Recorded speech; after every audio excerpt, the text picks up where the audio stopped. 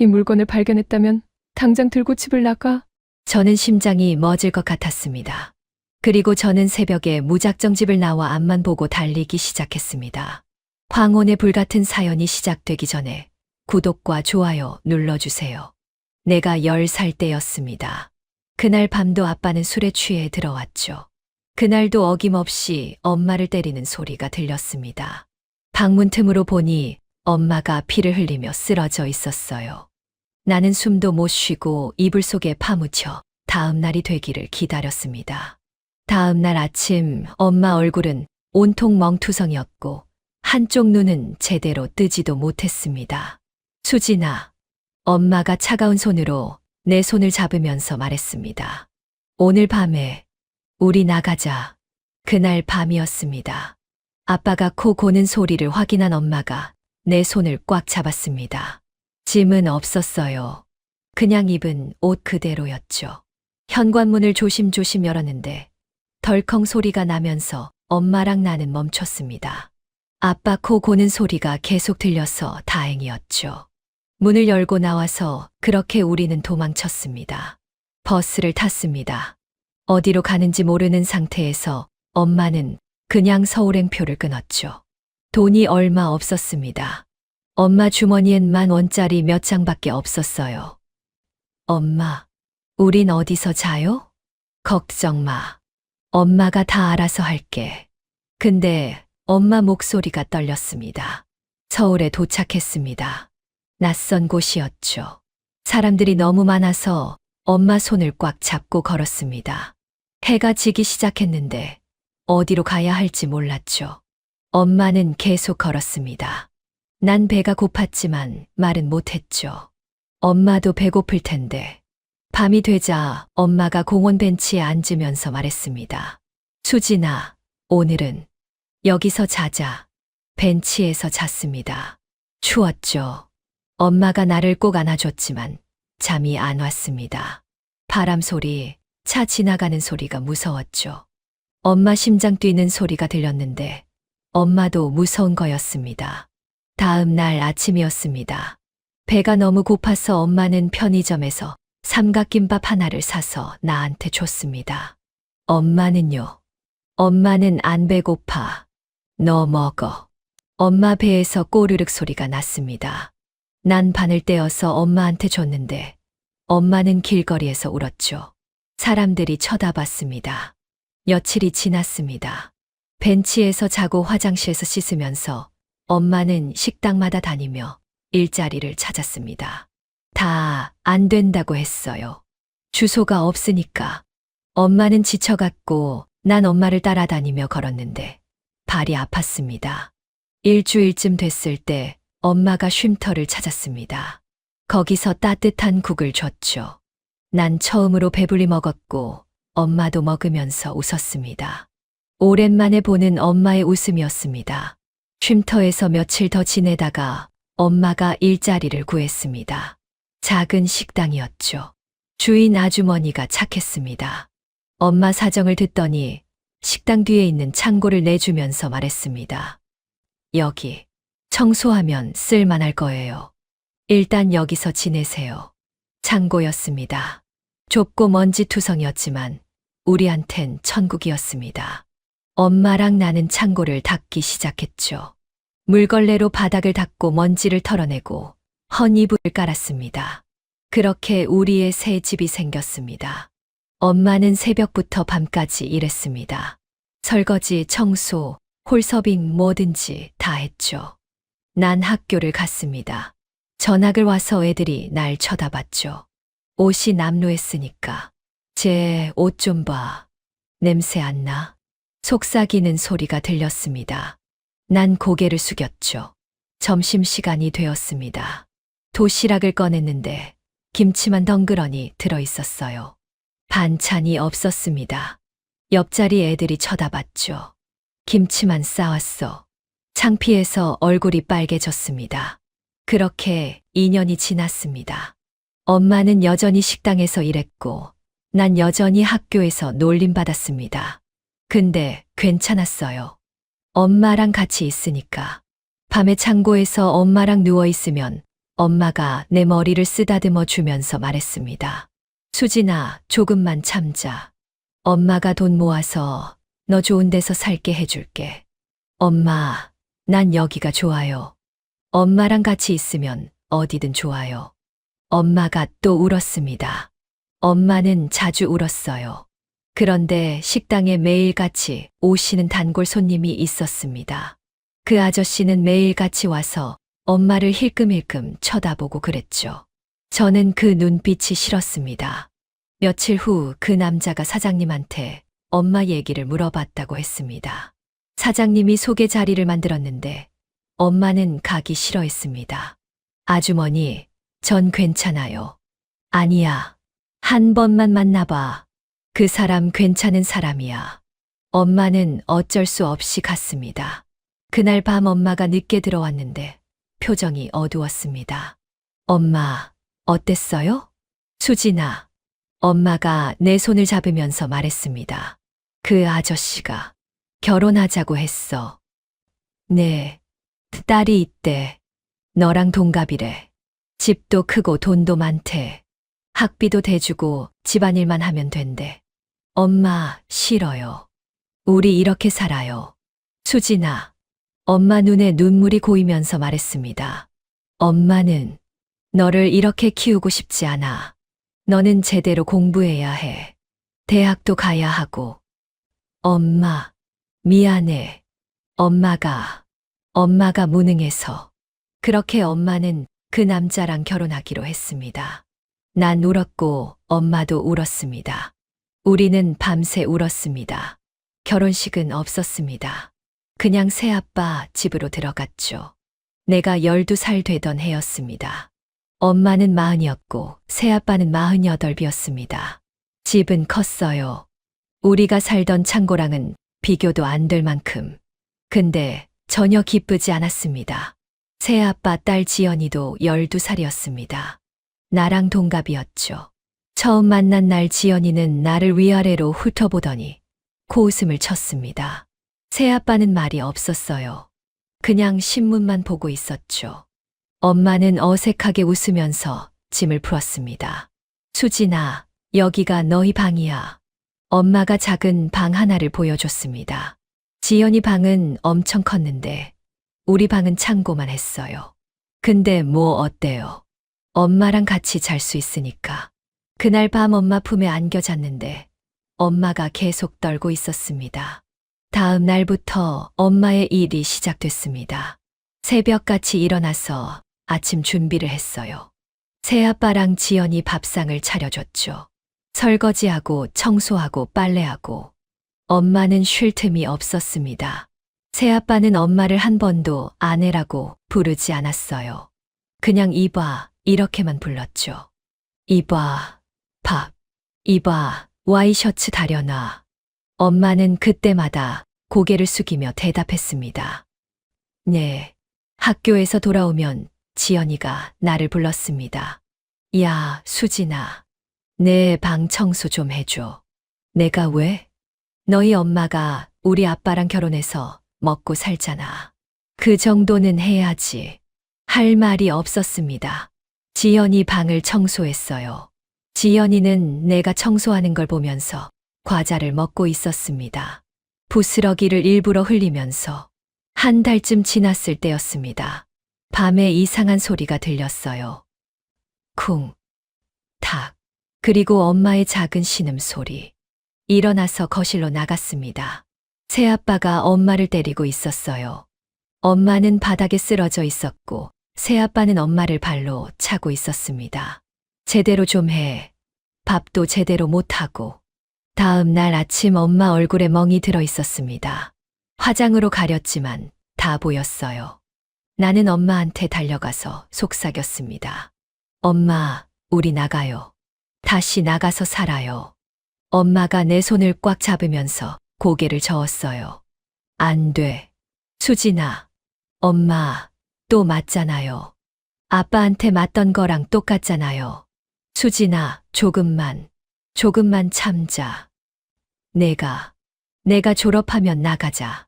내가 대학만 가면. 그날 밤 엄마랑 나는 작은 방에서 울었습니다. 소리 죽여서 울었죠. 새아빠한테 들릴까봐 나는 그날 결심했습니다.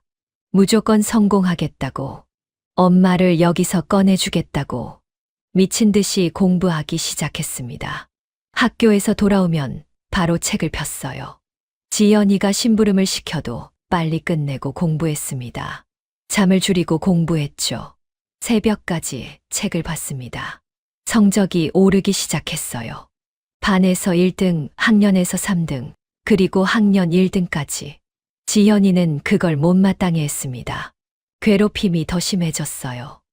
야, 수진아, 내 빨래 해줘. 지연아, 나도 숙제해야 돼. 뭐, 내가 감히 거절해. 너희 엄마가 뭐 하는 사람인데. 새아빠도 마찬가지였습니다. 내가 공부하는 걸 보면 인상을 찌푸렸어요. 공부는 무슨, 내 주제에. 3년이 흘렀습니다. 나는 중학교를 전교 1등으로 졸업했어요. 고등학교 입학시험도 1등으로 붙었습니다. 우리 지역에서 제일 좋은 고등학교였죠. 엄마가 울면서 나를 안아줬습니다. 수진아, 우리 딸 정말 대단해. 근데 새아빠 집 분위기는 더 나빠졌습니다. 지연이는 그 고등학교에 떨어졌거든요. 새아빠가 나를 노려봤어요. 네가 잘난 척하니까 우리 지연이가 기 죽어서 떨어진 거야. 억울했습니다. 내가 뭘 잘못했죠. 그냥 열심히 공부했을 뿐인데. 엄마는 새아빠한테 더 많이 맞기 시작했습니다. 밤마다 소리가 들렸어요. 나는 이불을 뒤집어 쓰고 귀를 막았습니다. 고등학교 입학식 날이었습니다. 엄마가 도시락을 싸주면서 말했어요. 수진아, 조금만 더 참자. 내가 대학만 가면 우리 나갈 수 있어. 나는 고개를 끄덕였습니다. 조금만 더 참으면 엄마랑 여기서 나갈 수 있다고. 그렇게 믿으며 하루하루를 버텼습니다. 학교에서는 1등을 했고 집에서는 구박을 받았습니다. 지연이의 괴롭힘은 날로 심해졌죠. 내 공책을 찢고 필통을 숨기고 옷에 일부러 물을 쏟기도 했습니다. 미안, 실수야. 지연이가 웃으면서 말했습니다. 나는 참았어요. 엄마를 위해서. 조금만 더 참으면 된다고 스스로를 달랬습니다. 밤에는 엄마가 맞는 소리를 들으며 눈물을 흘렸고 낮에는 학교에서 미친 듯이 공부했습니다. 그렇게 1년이 또 흘렀습니다. 고등학교 첫 시험에서도 1등을 했습니다. 선생님이 칭찬을 해줬죠. 집으로 돌아오는 길이 무거웠습니다. 또 새아빠한테 뭐라고 들을 게 뻔했으니까. 문을 열고 들어갔어요. 새아빠가 술을 마시고 있었습니다. 지연이는 울고 있었고요. 너 때문에, 다 너 때문이야. 지연이가 소리쳤습니다. 나는 가만히 서 있었어요. 새아빠가 술잔을 내려놓으면서 말했습니다. 앞으로 1등 하지 마. 우리 지연이 기죽잖아. 엄마가 부엌에서 나오면서 말했습니다. 수진이가 열심히 한 건데. 새아빠가 엄마를 때렸습니다. 손으로. 엄마가 주저앉았어요. 나는 주먹을 불끈 쥐었지만 아무것도 할 수 없었습니다. 아직 어렸으니까.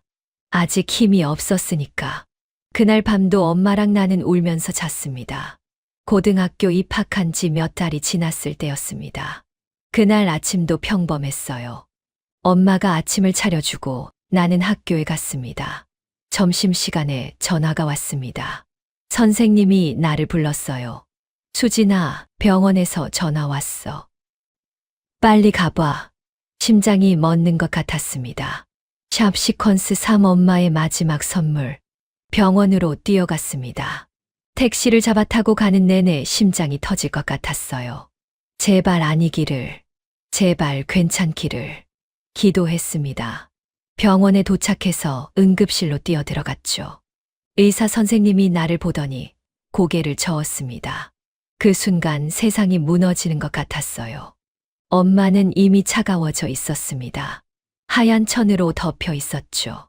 천을 걷었어요. 엄마 얼굴이 보였습니다.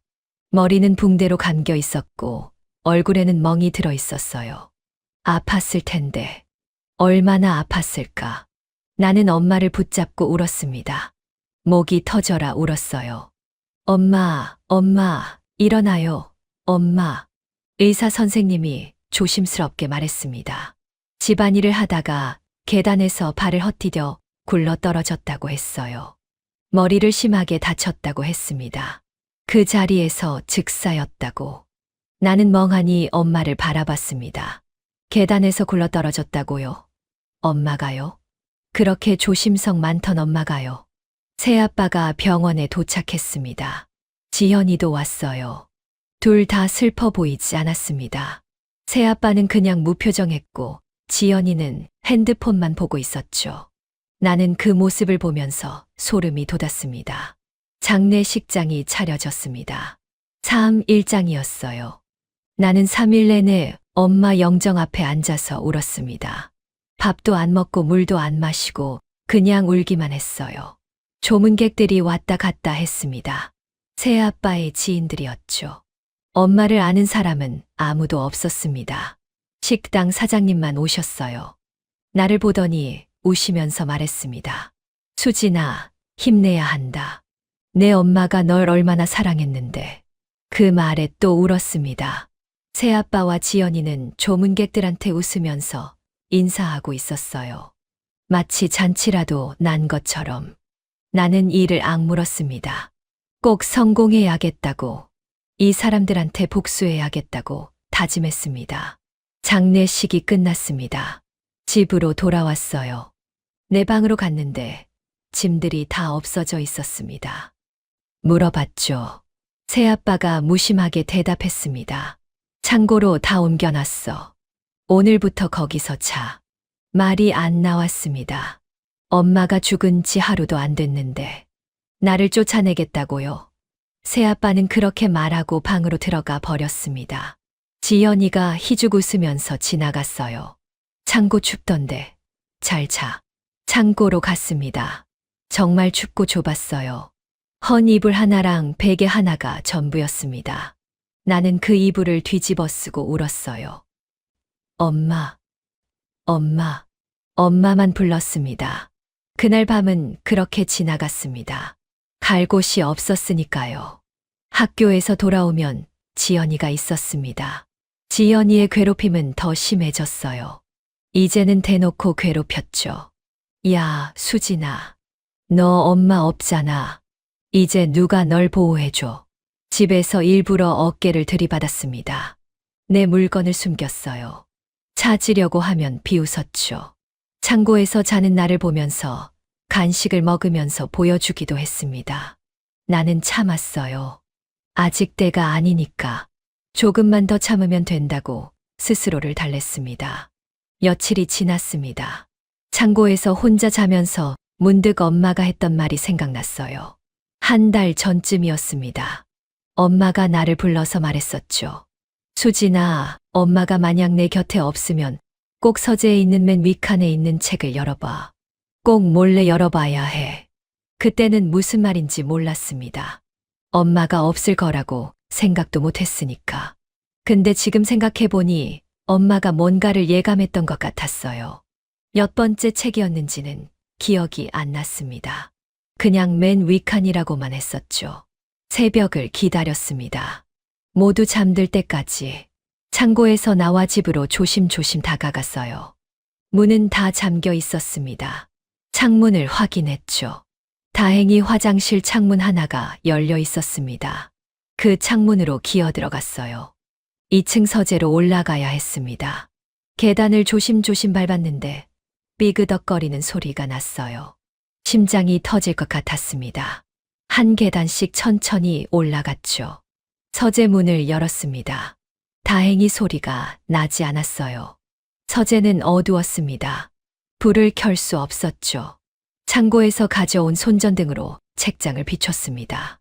높은 책장이 보였어요. 맨 윗칸은 손이 닿지 않았습니다. 의자를 가져와 올라갔어요. 책을 하나씩 빼기 시작했습니다. 소설책, 경제서적, 자기계발서. 하나씩 빼서 흔들어 봤는데 아무것도 나오지 않았어요. 계속 찾았습니다. 10권째, 20권째. 아무것도 없었죠. 그때 문 여는 소리가 났습니다. 재빨리 책상 밑으로 숨었어요. 새 아빠였습니다.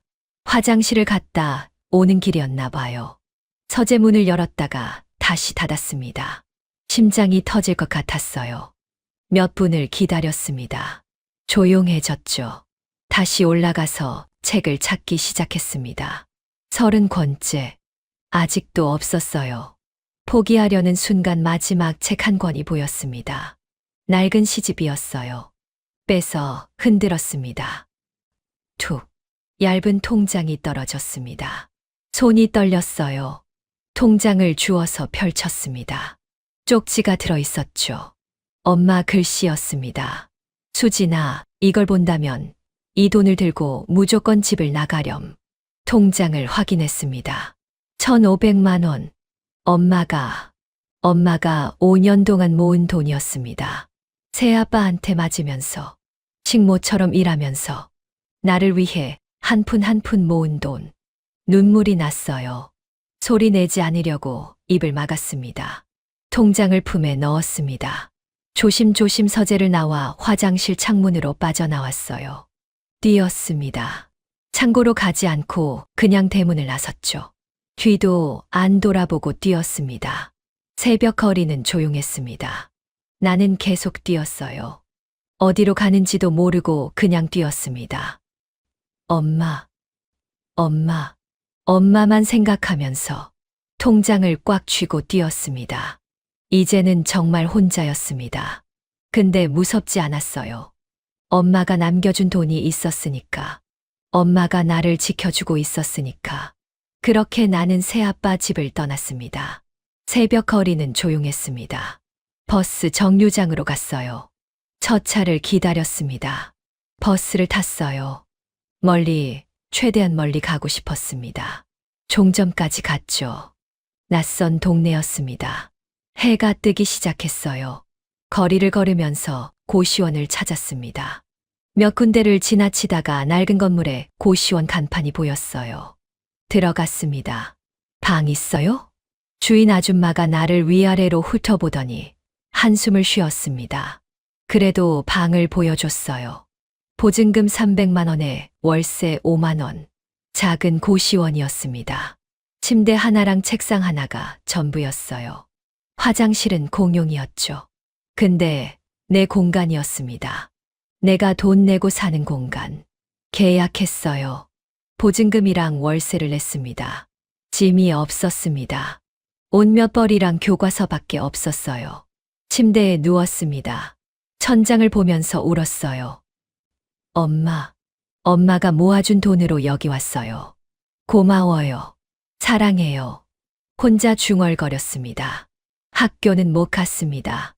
주소도 없고 연락도 안 되니까 퇴학 처리됐어요. 괜찮았습니다. 검정고시를 보면 됐으니까. 돈이 빠르게 줄어들었습니다. 월세의 밥값까지. 엄마가 모아준 돈을 쓰고 싶지 않았어요. 이 돈은 정말 중요할 때만 써야 했습니다. 일자리를 찾기 시작했죠. 편의점, 식당, 주유소. 여러 곳에 전화했습니다. 다 미성년자라고 안 된다고 했어요. 드디어 한 곳에서 연락이 왔습니다. 화장품 공장이었어요. 나이 어려도 괜찮아요. 힘들어도 할 수 있어요? 네, 할 수 있습니다. 다음 날부터 일을 시작했습니다. 아침 6시부터 저녁 6시까지 일했어요. 화장품 박스를 나르고 포장하고 정리하는 일이었죠. 힘들었습니다. 손에 굳은 살이 박이고 허리가 아팠어요. 근데 견뎠습니다. 돈을 벌어야 했으니까. 한 달이 지났습니다. 월급을 받았어요. 100만 원. 많은 돈이었습니다. 통장에 고스란히 넣었어요. 한 푼도 안 쓰고 모았습니다. 밥은 제일 싼 걸로 먹고 옷은 안 사고 필요한 것만 샀죠. 2달째 되던 어느 날이었습니다. 공장에 손님이 왔어요. 화장품 발주를 맡긴 회사 대표였습니다. 여자였죠. 30대쯤 돼 보였습니다. 공장을 둘러보다가 나를 봤어요. 가만히 쳐다보더니 다가왔습니다. 학생, 지금 여기서 일해요? 네.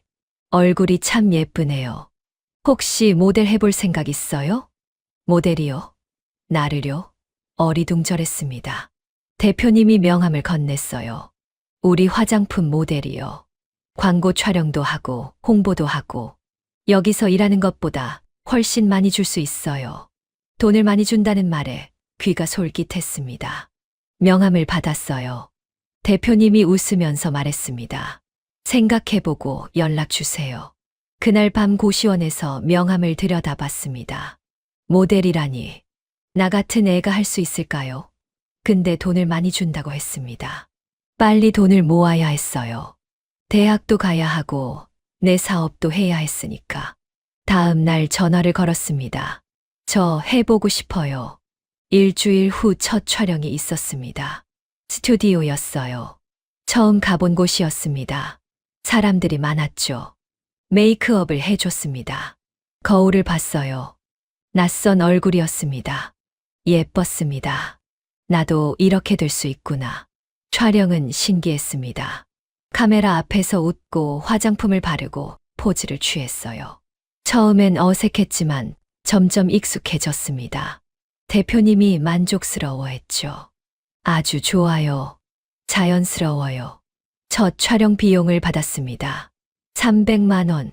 한 달치 공장 월급의 3배였어요. 손이 떨렸습니다. 바로 통장에 넣었죠. 모델 일을 계속하기로 했습니다. 공장은 그만뒀어요. 모델 일을 하면서 돈을 모았습니다. 주말에도 일했어요.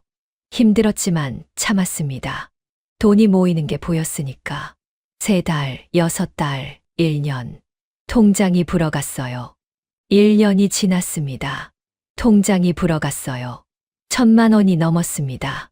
검정고시를 준비했어요. 밤마다 고시원에서 혼자 책을 폈습니다. 힘들었지만 참았죠. 검정고시를 봤습니다. 합격했어요. 이제 고등학교 졸업장이 생겼습니다. 수능을 준비했습니다. 모델 일을 줄였어요. 대표님이 이해해줬죠. 공부 열심히 하고 나중에 다시 하자. 밤새 공부했습니다. 엄마 생각이 났어요. 엄마가 보고 싶었습니다. 엄마가 있었다면 얼마나 좋았을까. 울면서 공부했어요. 수능을 봤습니다. 잘 봤어요. 대학 합격 통지서가 왔습니다. 경영학과였죠. 나는 혼자 울었어요. 엄마, 내가 해냈어요. 대학 갔어요. 대학 입학금을 냈습니다. 통장 잔고를 확인했어요. 엄마가 준 1,500만 원은 그대로 있었고, 내가 모은 돈은 3,000만 원이 넘었습니다.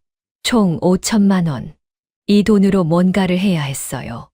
엄마를 위해서, 나를 위해서 성공해야 했습니다. 대학을 다니면서 모델 일을 다시 시작했습니다. 경험이 쌓이면서 더 많은 일이 들어왔어요.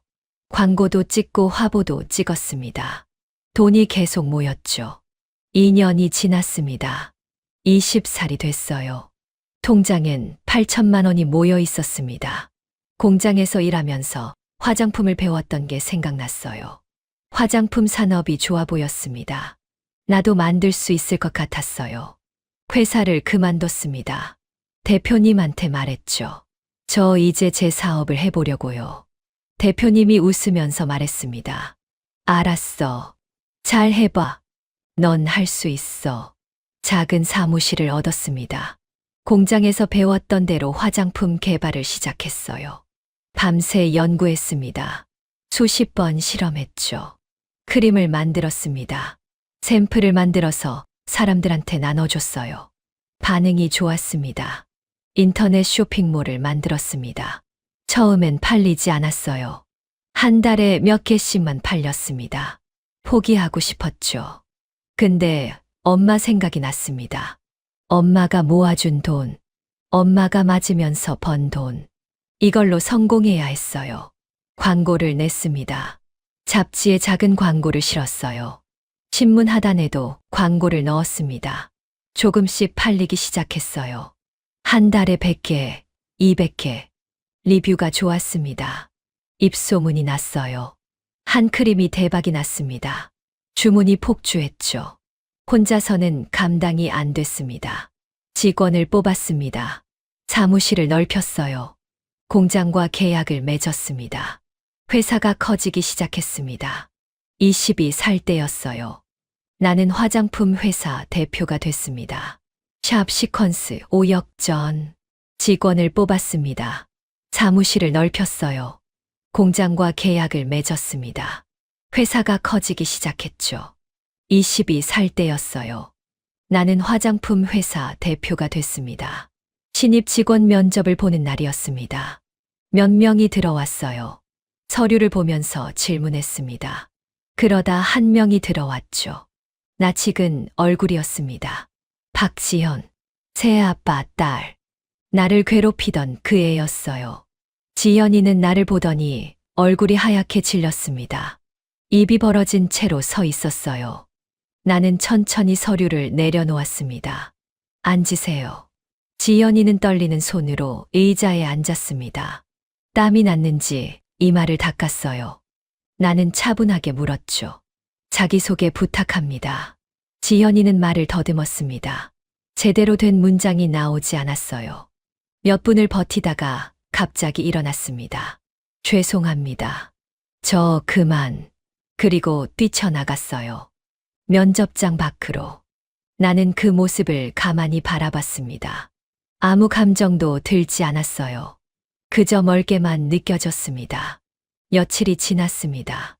회사에서 일하고 있는데 프론트에서 연락이 왔어요. 누군가 찾아왔다고 했습니다. 나가보니 새아빠가 서 있었어요. 5년 만이었습니다. 수진아, 새아빠가 큰 소리로 불렀습니다. 회사 직원들이 쳐다봤어요. 나는 차분하게 말했습니다. 무슨 일이세요? 무슨 일이긴. 내가 너를 몇 년 동안 먹여 살렸는데 돈도 안 갚고 도망갔잖아. 저희 엄마가 정당하게 돈 받고 저를 키웠는데요. 무슨 말씀이신지.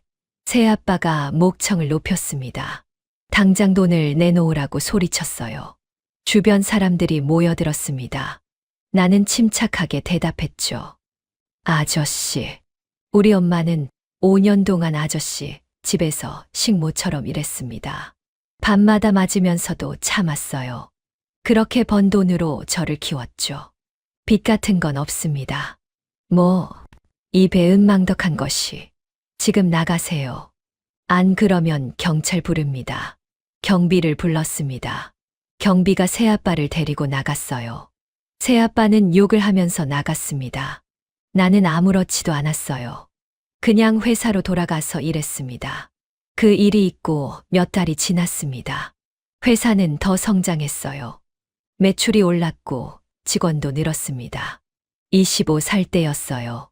한 잡지사에서 인터뷰 요청이 왔습니다. 젊은 여성 사업가 특집을 하는데 나와 주실 수 있나요? 좋다고 했습니다. 사진도 찍고 인터뷰도 했어요. 기자가 물었습니다. 이렇게 성공하신 비결이 뭔가요? 엄마 이야기를 했습니다. 가정폭력을 피해 도망친 것. 재혼 가정에서 겪은 일들. 엄마가 모아준 돈. 혼자 고시원에서 살면서 일한 것. 검정고시 보고 대학 간 것. 회사 만든 것. 다 말했어요. 기사가 났습니다. 반응이 뜨거웠어요. 사람들이 응원해줬습니다. 주문이 더 많이 들어왔죠. 회사는 계속 성장했습니다. 28살이 됐습니다. 다른 회사 대표를 만났어요. 남자였습니다. 착했고 다정했죠. 엄마 이야기를 하자 울어줬습니다. 그 사람과 결혼했어요. 작은 결혼식이었습니다. 친구도 가족도 없었지만 괜찮았어요. 남편이 있었으니까. 1년 후 아이가 태어났습니다. 딸이었어요. 아기를 안았습니다. 너무 작고 예뻤죠. 엄마 생각이 났습니다. 엄마도 나를 이렇게 안았을 거예요. 눈물이 났습니다. 엄마, 나 엄마 됐어요. 밤마다 아기를 재우면서 엄마를 떠올렸습니다. 엄마가 얼마나 힘들었을까요? 나를 키우느라 얼마나 아팠을까요? 미안하고 고마웠습니다. 회사는 계속 성장했습니다. 직원이 100명이 넘었어요. 매장도 여러 곳에 생겼습니다. 나는 성공했죠.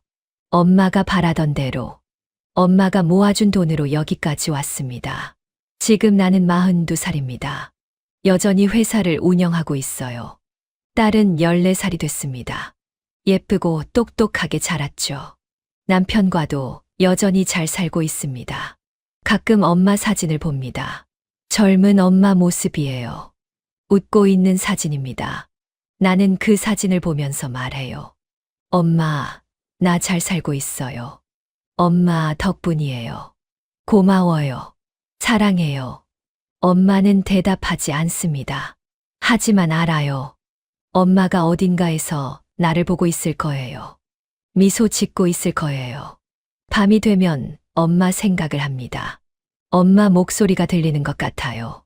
수진아, 잘했어. 우리 딸 정말 잘했어. 눈물이 납니다. 그리워서, 보고 싶어서. 근데 괜찮아요. 엄마가 준 사랑으로 여기까지 왔으니까. 그 사랑으로 앞으로도 잘 살 거니까. 엄마를 만날 날을 기다립니다. 하늘나라에서. 그때 가면 말할 거예요. 엄마, 나 진짜 열심히 살았어요. 엄마가 준 돈으로 여기까지 왔어요. 그걸로 성공했어요. 엄마 자랑스럽죠. 그날까지 더 열심히 살겠습니다.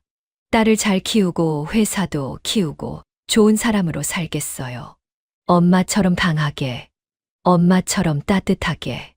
엄마 사진을 품에 안고 잠듭니다. 오늘도 엄마를 그리워하면서, 엄마를 사랑하면서 그렇게 하루가 끝났습니다.